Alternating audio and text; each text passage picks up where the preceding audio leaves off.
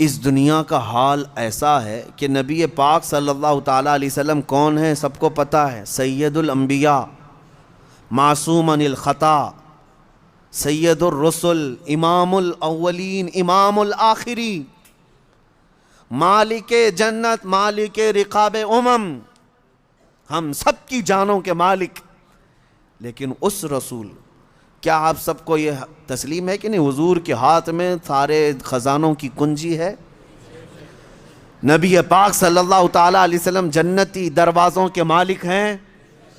اس کے باوجود رسول اللہ دعا یہ کرتے تھے کہ اے اللہ تم مجھے میرے نفس کو میرے حوالے 1 منٹ کے لیے بھی مت دینا، ہمیشہ اپنی حفاظت میں رکھ.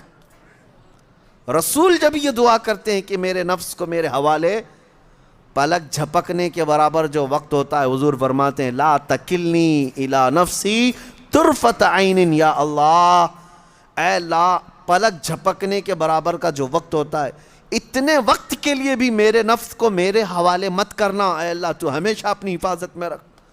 اب اس سے آپ امپورٹنسی سمجھو، اندازہ کرو کہ جو سید الاولین والآخرین یہ کہتے ہوں کہ 1 منٹ کے لیے بھی مجھے دنیا کے حوالے نہ کر، تو پھر ہمارا اور آپ کا حال کیا ہونا چاہیے؟ اگر ہم چند دنوں کے لیے دنیا کے حوالے ہو گئے تو ہمارے اوپر کیا کیا ہتھ کنڈے نہیں آئیں گے، کیا کیا بربادیاں نہیں آئیں گی. یہ تو غنیمت ہے میرے عزیزو. ہم ہفتے میں 1 مرتبہ محفل ذکر کر رہے ہیں، ہونا تو یہ چاہیے کہ جتنی مسجدیں ہیں سب کے دروازے کھلیں، اور جس طرح جمعہ میں لوگ کثرت سے حاضر ہوتے ہیں محفل ذکر میں بھی حاضر ہو کر اپنے دلوں کے زنگ کو دور کیا کریں، ورنہ یہ دنیا بہت سخت ترین ہے. ہم نے دیکھا ہے، یوں ہی بریلی کے امام نے نہیں کہا تھا شہد دکھائے زہر پلائے، قاتل ڈائن شوہر کش، قاتل ڈائن شوہر کش. 3 لفظ ہیں دنیا کے لیے اعلیٰ حضرت نے فرمایا، قاتل ہے یہ، ڈائن ہے یہ، شوہر کش ہے. یہ تینوں سب سے بری حرکتوں والی عورت کے نام ہیں. قاتل تو آپ کو پتہ ہے کلر، قتل کرنے والا، دنیا قتل کر دیتی ہے، مرتا تو ہر کوئی ہے نا یہاں پہ. اس سے جتنے لوگ محبت کرتے ہیں سب مرتے ہیں اور اسی کے اندر مرتے ہیں، اوپر جا کے ادھر ادھر جا کے نہیں مرتے، اسی دنیا میں مرتے ہیں. اور کتنے تو ایسے ہیں وہ اپنی کمائی ہوئی رقم پہ ہی مرتے ہیں، اپنے بنائے ہوئے مکان میں ہی مرتے ہیں، مرنا اسی دنیا میں. اس سے محبت کرنے والے مرتے تو سب ہیں. اعلیٰ حضرت فرماتے ہیں ہونا تو یہ چاہیے، میں آپ سے محبت کر رہا ہوں، آپ مجھ سے محبت کر رہے ہیں، تو محبوب و محب میں ایک بڑا گہرا تعلق ہوتا ہے، بڑا گہرا تعلق ہوتا ہے. ہوتا کیا ہے، آپ اگر میرے محبوب ہیں تو محبوب کبھی اپنے چاہنے والے پر وار تو دور کی بات ہے ہوا بھی آنے نہیں دیتا. سچی محبت تو یہ ہے.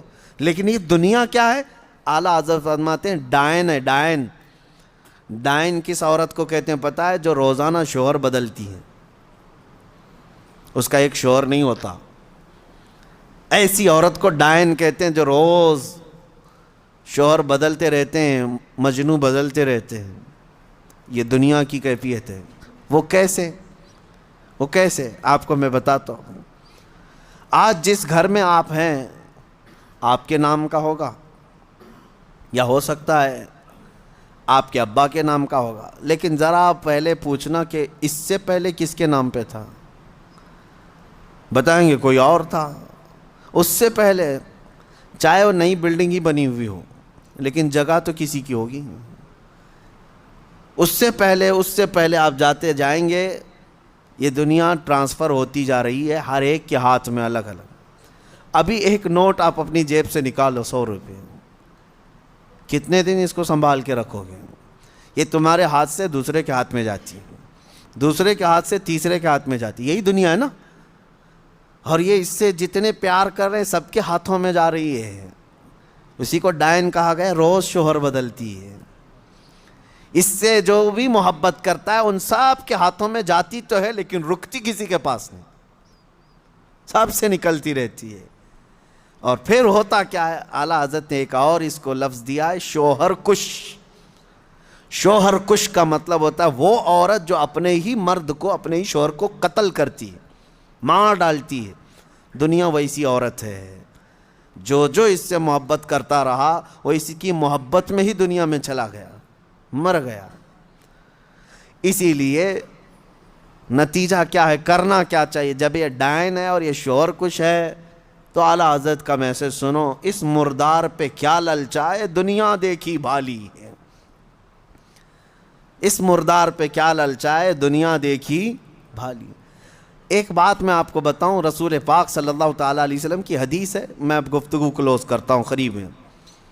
الدنیا جیفۃ وطالبها الکلاب، دنیا مردار کی طرح ہے اور اس کا طلب کرنے والا کتے کی طرح ہے، کتے کی طرح ہے۔ کبھی آپ نے سوچا کتا کہنا گالی ہے؟ گالی ہے؟ سنو گے کسی سے کہ تم کو کوئی کتا کہہ دے؟ نہیں۔ یہ اور بات ہے کہ ہم نسبت جب کسی بلند جگہ سے کرتے ہیں تو کتا بھی افضل ہوتا ہے۔ اگر ہم دربار رسول کا کتا کہتے تو یہ گالی نہیں، یہ فخر کی بات ہے۔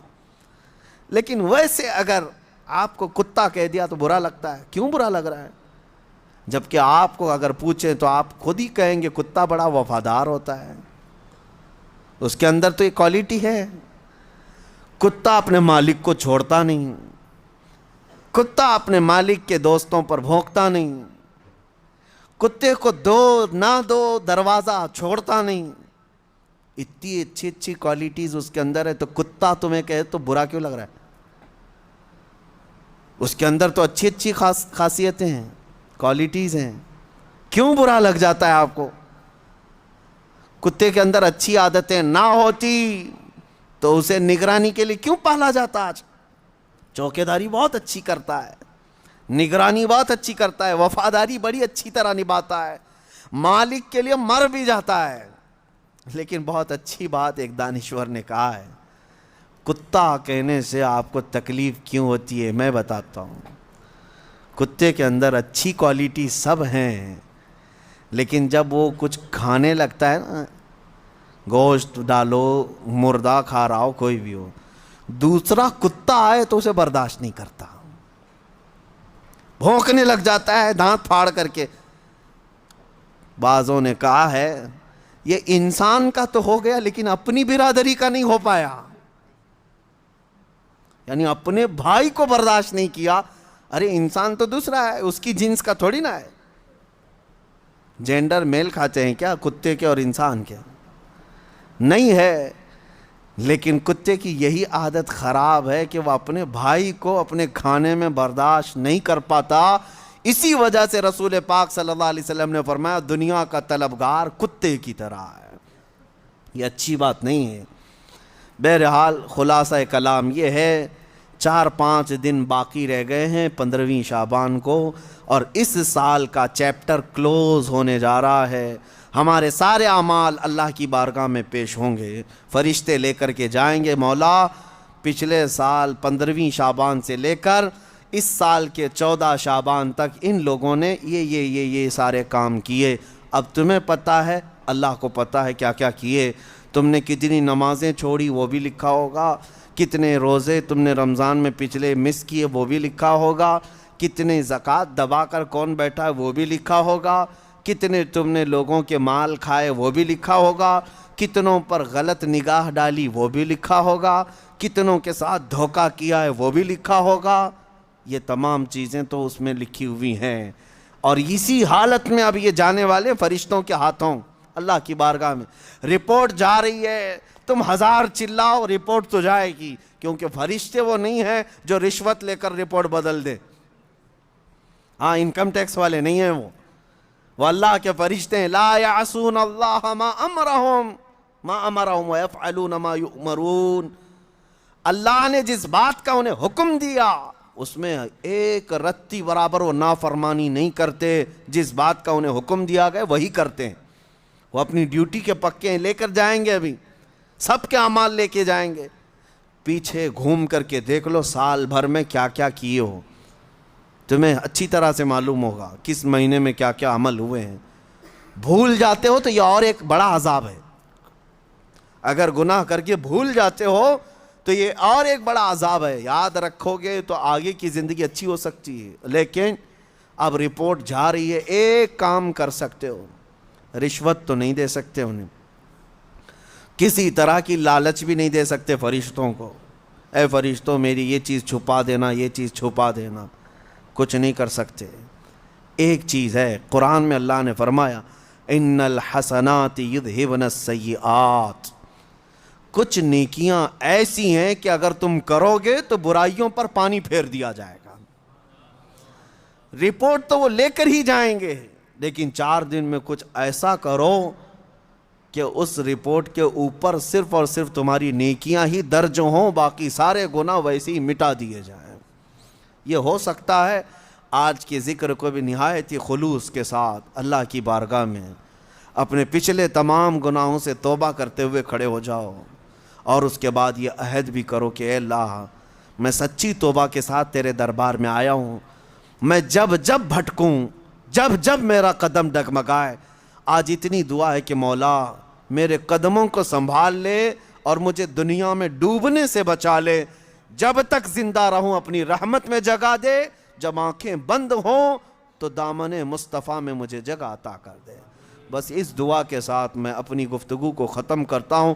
اللہ کریم ہمیں بچے ہوئے ان دنوں میں نیکیاں کثرت سے کرنے کی توفیق عطا فرمائے، اور رمضان المبارکہ تک ہماری زندگی کو اللہ دراز فرمائے۔ دعاؤں کی درخواستیں آئی ہیں۔ امتحانات میں کامیابی کے لیے جمعہ میں بھی میں نے دعا کیا ہے، اللہ تبارک و تعالیٰ اس ذکر کی محفل کی برکت سے ہمارے جتنے بچے امتحانات میں ہیں، غیب سے مولا ان کو کامیابی عطا فرما، اور خاص طور پر ان بچوں کے لیے جو ذکر میں آتے ہیں، ان کے لیے میرے دل سے یہ دعا ہے کہ مولا انہیں محروم نہ فرما۔